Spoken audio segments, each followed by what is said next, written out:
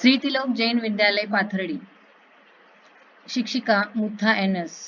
विद्यार्थी मित्रांनो, आज आपण विज्ञान विषयाला सुरुवात करणार आहोत. विज्ञान विषयामध्ये एकंदरीत 20 प्रकरण आहेत आणि त्यापैकी आपण पहिले प्रकरण सजीव सृष्टी, अनुकूलन आणि वर्गीकरण या प्रकरणाला सुरुवात करणार आहोत.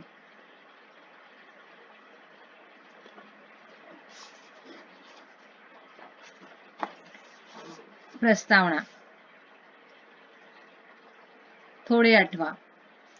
सजीवांमधील विविधता कोणकोणत्या बाबीमुळे लक्षात येते? पृथ्वीवर अनेक प्रकारच्या वनस्पती आहेत. काही वनस्पतींना विविध रंगी फुले आहेत. काही वनस्पती पाण्यात आढळतात, तर काही पाण्याचे दुर्भिक्ष असलेल्या वाळवंटी प्रदेशात. काही वनस्पती सूक्ष्मदर्शक यंत्राशिवाय दिसत नाहीत, तर काही मात्र प्रचंड मोठ्या आकाराच्या आहेत. काही वनस्पती बर्फाळ प्रदेशात आढळतात. वनस्पतीसारखीच प्राण्यांमध्ये विविधता आहे. काही एकपेशीय तर काही बहुपेशीय. काही अपृष्ठवंशीय तर काही पृष्ठवंशीय. तसेच जलचर, भूचर, उभयचर, नभचर, सरपटणारे अशा कितीतरी प्रकारच्या प्राण्यांनी आपलं जग भरलं आहे. हे पाहून आपल्याला प्रश्न पडतो की सजीवांमध्ये एवढी विविधता कशामुळे निर्माण झाली असावी? सांगा पाहू. काश्मीर व राजस्थान या प्रदेशामध्ये आढळणारे प्राणी, वनस्पती एकाच प्रकारचे आहेत का? कोणता फरक तुम्ही सांगू शकाल? काश्मीर सारख्या हिमप्रदेशात देवदार, पाईन असे सुशीपर्ण वृक्ष आढळतात. राजस्थान सारख्या वाळवंटी प्रदेशात मात्र बाभूळ, निवडुंग यासारख्या वनस्पती मोठ्या प्रमाणात आढळतात. तसेच वाळवंटात आढळणारा उंट काश्मीरमध्ये आढळून येत नाही. असे का बरे असावे? आता आपण अनुकूलन याविषयी माहिती घेणार आहोत. अगोदर आपण त्याची व्याख्या पाहूया. प्रत्येक सजीव ज्या परिसरात व वातावरणात राहतो त्याच्याशी जुळवून घेण्यासाठी त्याच्या शरीराच्या अवयवांमध्ये तसेच जीवन जगण्याच्या पद्धतीमध्ये कालानुरूप घडून आलेल्या बदलाला अनुकूलन म्हणतात.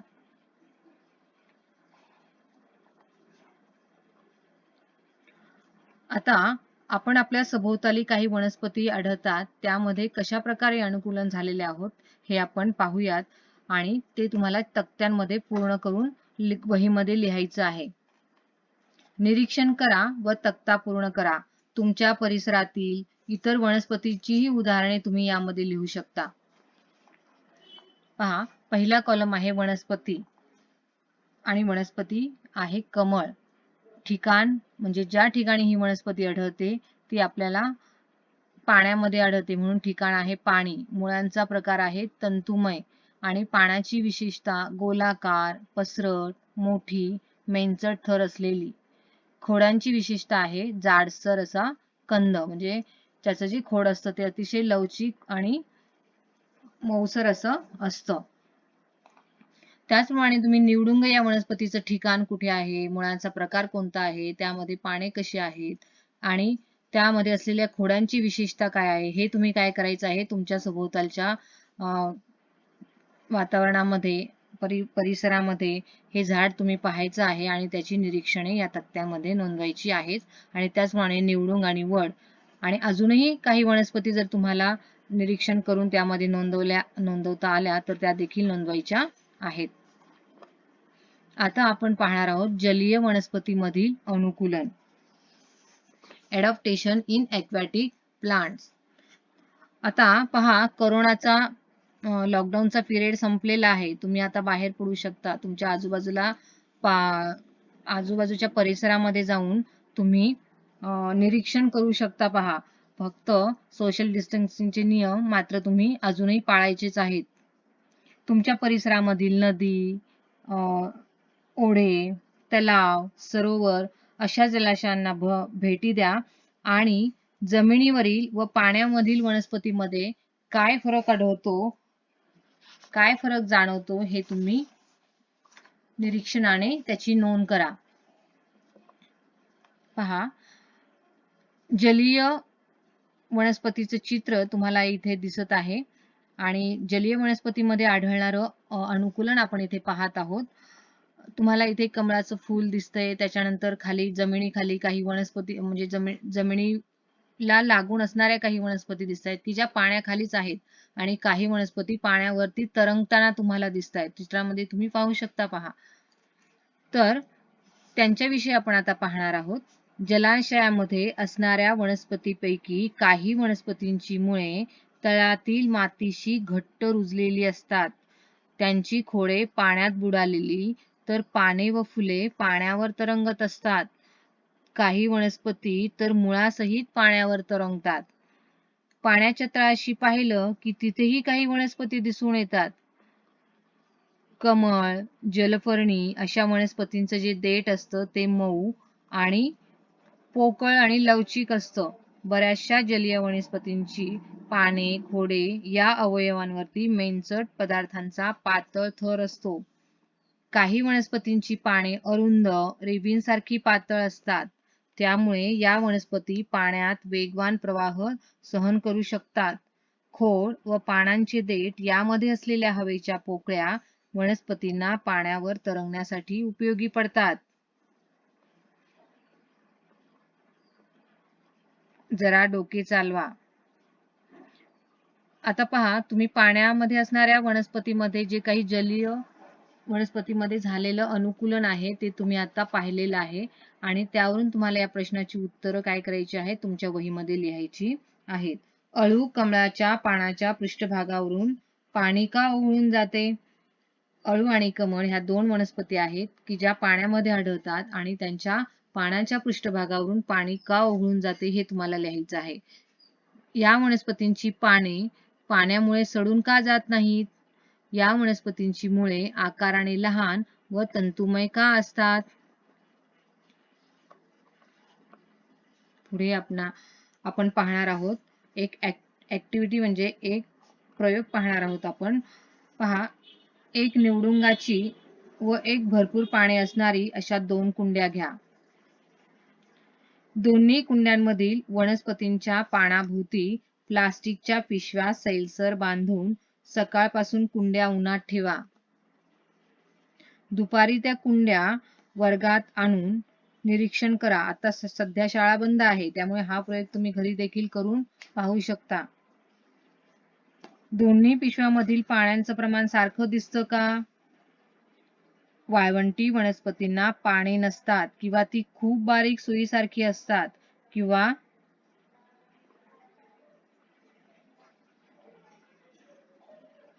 आपण पाहत आहोत वाळवंटी प्रदेशामधील आढळणाऱ्या वनस्पतीमधील अनुकूलन. तुम्ही ते स्क्रीनवरती तुम्हाला एक चित्र दिसते पहा, कॅक्टस म्हटलेलं आहे. कॅक्टस म्हणजे निवडुंग.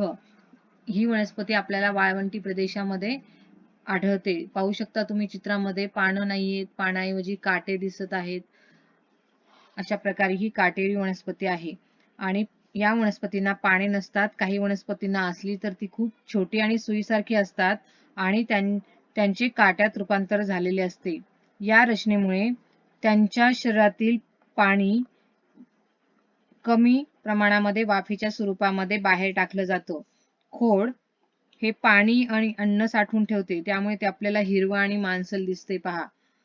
पाण्याच्या अभावामुळे खोडांना प्रकाश संश्लेषण करावे लागते. पाने नसतात कारण वनस्पतीमध्ये अन्न तयार करण्याची प्रक्रिया पाण्यामध्ये होते परंतु या वनस्पतीला पाने नसतात त्यामुळे खोडांमध्ये ही प्रकाश संश्लेषणाची क्रिया होते म्हणून ती हिरवी असतात. या वनस्पतींची मुळे पाण्याच्या शोधात जमिनीवर खूप खोलवर गेलेली असतात. या वनस्पतींच्या खोडावरील मेनचट पदार्थांचा जाड थर असतो. जसं जलीय वनस्पतीमध्ये पानांवरती आणि खोडांवरती मेनचट असा थर असतो तसाच ह्या वनस्पतींच्या खोडावर देखील असतो कारण पाण्याचा बाष्पीभवनाचा वेग कमी व्हावा, पाण्याची कमतरता अगोदरच असते आणि पाणी अजूनही उडून जाऊ नये वाफेच्या स्वरूपामध्ये, त्यासाठी तशी रचना असते. यानंतर आपण पाहणार आहोत हिमप्रदेशातील वनस्पतीमधील अनुकूलन. तर सांगा पाहू, तुम्हाला इथे स्क्रीनवरती एक चित्र दिसतंय. सूचीपर्णी म्हणजे थंड हवेमध्ये हवामानाच्या प्रदेशामध्ये आढळणाऱ्या ह्या वनस्पती आहे. देवदार वृक्ष, सूचीपर्णी वृक्ष, देवदार आणि पाईन यांची चित्र तुम्हाला तिथे दिसत आहेत. आता हिमप्रदेशातील ही जी झाडं आहेत देवदार आणि पाईन, ह्यांच्या जर फांद्या तुम्ही पाहिल्यात तर त्या तुम्हाला अशा उतरत्या दिसतात. तर या उतरत्या फांद्यांचा त्यांना काय उपयोग होत असेल? तर हिमप्रदेशामध्ये वनस्पतीमध्ये प्रामुख्याने देवदार आणि पाईन अशा सूचिपर्णी वृक्षांचा समावेश होतो. त्यांचा आकार शंकूसारखा असतो. पहा चित्रामध्ये तुम्हाला शंकूच्या आकाराची वनस्पती दिसत आहे. ती आहे देवदार आणि पाईन यांची. फांद्यांची रचना तुम्हाला उतरती दिसते. या प्रदेशामध्ये खूप हिमवृष्टी होते. थंडीही खूप असते. शंकूच्या आकारामुळे काय होत असेल तर वनस्पतींचा वर पडणारा जो बर्फ आहे तो त्या वनस्पतीवर साचून राहत नाही. तो काय होतो? घरंगळून खाली पडतो. तसेच त्यांच्या खोडाची जी साल असते ती कशी असते? अतिशय जाड असते, कारण थंडीतही त्या तग धरू शकतात. त्यामुळे त्यांची साल देखील कशी असते? जाड अशी असते. अशा प्रकारे हे अनुकूलन बर्फाळ प्रदेशामध्ये आढळणाऱ्या वनस्पतीमध्ये घडून आलेलं आहे. पुढचं अनुकूलन आपण पाहत आहोत. जंगल प्रदेशामध्ये ज्या काही वनस्पती असतात त्या वनस्पतीमध्ये घडून आलेलं अनुकूलन. जंगल प्रदेशातील वनस्पतीमधील अनुकूलन. आता पाहूया, तुम्हाला इथे चित्र दिसत आहे स्क्रीनवरती. खूप काही झाडं खूप उंच आहेत, काही खुरटी आहेत, काही झुडूप दिसत आहेत. तर या प्रदेशामध्ये वृक्ष, झुडूप, रोपटे असे विविध प्रकार आढळतात आणि सूर्यप्रकाश मिळविण्यासाठी या वनस्पतीमध्ये स्पर्धा असते. जंगलात सूर्यप्रकाश मिळविण्यासाठी वृक्ष उंच वाढतात, तसेच त्यांच्या आधाराने वेली देखील वाढतात. पहा चित्रामध्ये तुम्ही पाहू शकता उंच उंच वाढलेली वृक्ष आणि त्यांच्या आधाराने वाढलेल्या वेली तुम्हाला इथे दिसत आहेत. आणि काही वेलींना खोडावर असणारे तणाव म्हणजेच या खोडांचे झालेले अनुकूलन आहे. काही वेली ज्या असतात त्यांच्या खोडांवर असे स्प्रिंग सारखे दिसणारे तणाव फुटलेले असतात आणि हे तणाव म्हणजे त्या वनस्पतीमध्ये झालेलं एक प्रकारचं अनुकूलन आहे. अशा प्रकारे आपण आता जंगलामध्ये आढळणाऱ्या ज्या वेगवेगळ्या वनस्पती आहेत त्यामधील अनुकूलन पाहिलं. आता आपण पाहणार आहोत गवताळ प्रदेशामध्ये आढळणाऱ्या वनस्पतीमधील अनुकूलन. गवताळ प्रदेशामधील वनस्पतीमधील अनुकूलन. आता गवताळ प्रदेशामध्ये मोठ्या प्रमाणावर खुरटी, झुडपे व गवताचे विविध प्रकार आढळतात. हे गवत तंतुमय मुळांमुळे जमिनीची धूप थांबवते.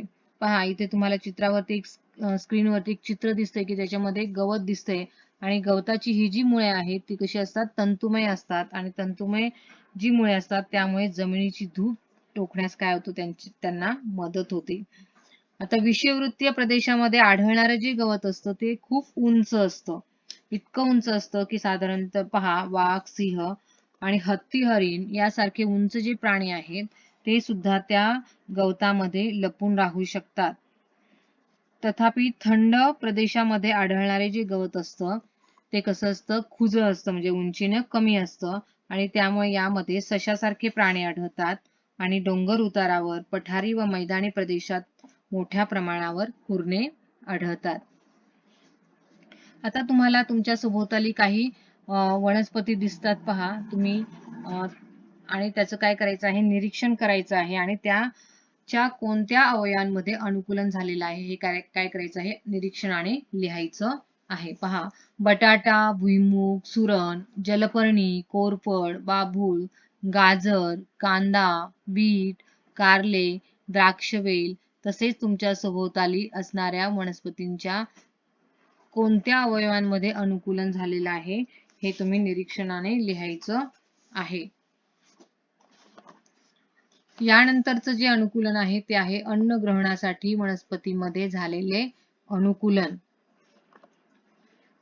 ॲडॉप्टेशन फॉर फूड इन प्लांट्स. पहा इथे डॉडर म्हणजे अमरवेल नावाची वनस्पती तुम्हाला दिसत आहे. होस्ट प्लांट वरती काय करत असते? ती वाढत असते आणि तिचं जे स्ट्रक्चर असतं, तिची जी रचना असते ती पिवळ्या सुकलेल्या गवताच्या ज्या काड्या असते त्या काड्यांप्रमाणे असते. आता बहुतेक सर्व वनस्पती या जमिनीवर स्थिर व स्वयंपोषी असतात. स्वयंपोषी म्हणजे स्वतःचं अन्न स्वतः तयार करणाऱ्या. मात्र अमरवेली सारख्या काही वनस्पती ज्या असतात त्या कशा असतात? परपोषी असतात. परपोषी म्हणजे त्या स्वतःचं अन्न तयार करू शकत नाही, त्यामुळे अन्नासाठी त्या दुसऱ्या वनस्पतीवरती अवलंबून असतात. अमरवेलीचं शरीर म्हणजे फक्त पिवळ्या तंतुमय काड्यांसारख्या खोड्यांचं जाळं असतं. पाणी नसल्यामुळे अमरवेल स्वतःचं अन्न स्वतः तयार करू शकत नाही, परंतु आधारक वनस्पतींच्या खोडातून पोषक द्रव्ये शोषून घेण्यासाठी तिला चूषक मुळे असतात. त्याला पेनिट्रेटिव्ह रूट्स असं म्हटलं जातं. पाहू शकता तुम्ही स्क्रीनवरती एका झाडाला गुंडाळलेली दुसरी एक पिवळ्या रंगाची काडी आपल्याला दिसत आहे, ती आहे अमरवेल. आणि ह्या वनस्पतीला पाणी नसतं, त्यामुळे ती अन्न तयार करू शकत नाही आणि अन्नाची गरज भागविण्यासाठी ती दुसऱ्या वनस्पतीवरती वाढते. आणि ह्या वनस्पतीला चूषक मुळे असतात की जेणेकरून त्या होस्ट प्लांटवरती ज्या वनस्पतीवरती वाढते त्या वनस्पतींच्या जलवाहिन्या आणि रसवाहिन्यापर्यंत ती मुळे आतमध्ये घुसतात आणि ते जलरस आणि अन्नरस शोषून ती आपली उपजीविका करत असते. अशा प्रकारे अमरवेल ह्या वनस्पतींमध्ये झालेलं हे काय आहे, अनुकूलन आहे. आता आपण पुढचं उदाहरण पाहणार आहोत बुरशीचं. तुम्ही चित्रामध्ये पाहू शकता पांढरट रंगाची बुरशी आपण पाहतो ब्रेड किंवा भाकरी यावरती ती वाढलेली आपल्याला दिसते. तर बुरशीमध्ये सुद्धा हरितद्रव्य नसतात, ती प्रकाश संश्लेषण करू शकत नाही. ती भाकरी आणि पाव यासारख्या पिष्टमय पदार्थापासून अन्न मिळवते. अन्न शोषून घेण्यासाठी बुरशीला मुळांसारखे तंतू असतात. पहा 3 नंबरच्या चित्रामध्ये तुम्हाला तंतुमय असणारी बुरशी दिसत आहे आणि अन्न शोषून घेण्यासाठी असलेले मुळांसारखे तंतू आपण तिथे पाहू शकतो. यानंतर आपण पाहणार आहोत व्हीनस फ्लायट्रॅप. ही जी वनस्पती आहे ही वनस्पती आणि यामध्ये झालेलं अनुकूलन. आता पहा, वनस्पतींच्या वाढीसाठी नायट्रोजन, फॉस्फरस, पोटॅशियम या घटकांची आवश्यकता असते आणि ज्या जमिनीमध्ये नायट्रोजनची कमतरता असते अशा ठिकाणी वाढणाऱ्या काही वनस्पती जशा घटपर्णी, व्हीनस फ्लायट्रॅप, ड्रॉसेरा या वनस्पती काय करतात, कीटकांचे भक्षण करून स्वतःची नायट्रोजनची गरज भागवतात. पहा, ड्रॉसेरा नावाची वनस्पती आहे. पहिल्या चित्रामध्ये दिसते आपल्याला, संडीव तिला देखील म्हटलं जातं. आणि ही जी वनस्पती असते तो पाण्याचा जग जो असतो त्याप्रमाणे तिचा आकार आहे आणि आकर्षक अशा रंगांनी या वनस्पती असतात आणि त्यामुळे कीटक काय होतात, त्या वनस्पतीकडे आकर्षिले जातात आणि घसरट असा आकार तुम्हाला दिसते. तोंडाजवळ जर कीटक बसला तो घसरून काय होतो, खाली त्या आतमध्ये जातो आणि आतमध्ये अशी रसायनं शवलेली असतात की काय होतं त्यांचं, मग तो डायजेशन होण्याची प्रक्रिया त्या विकारांमुळे होते. परंतु ते आतमध्ये गेल्यानंतर एक अशा काटेरी, दुसऱ्या चित्रामध्ये तुम्हाला कशी काटे दिसतात ना तशीच आतमधल्या बाजूला या व्हीनस ड्रॉसेरा या वनस्पतींच्या आतमधील बाजूला काटे असतात आणि तो कीटक त्यावरती बसला आणि त्याने तो नंतर वरती उडण्याचा प्रयत्न केला तरी तो उडला जाऊ शकत नाही आणि अशा प्रकारे ती वनस्पती त्या कीटकांना कृत करते आणि मग आपल्या जमिनीमध्ये असलेली नायट्रोजनची गरज काय करते, ती त्या कीटकांमधून भागवते. त्याचप्रमाणे हे सगळ्या वनस्पती त्या आहेत त्या व्हीनस फ्लायट्रॅप, फीचर प्लांट्स ह्या वनस्पती कशा आहेत, कीटकभक्षी वनस्पती आहेत आणि अशा वनस्पतीमध्ये कीटकांना आकर्षित करण्यासाठी व ते पकडून ठेवण्यासाठी पाने किंवा फुलांमध्ये अनुकूलन झालेलं असतं. पहा, माय फ्रेंड द इंटरनेट माझा मित्र. तुम्हाला एक वेबसाईट दिलेली आहे. पहा, www.mbgnet.net या संकेतस्थळावरून वनस्पतीमधील अनुकूलनाची माहिती मिळवा आणि त्याची चर्चा तुम्ही तुमच्या मित्रमैत्रिणीबरोबर करा. थँक्यू.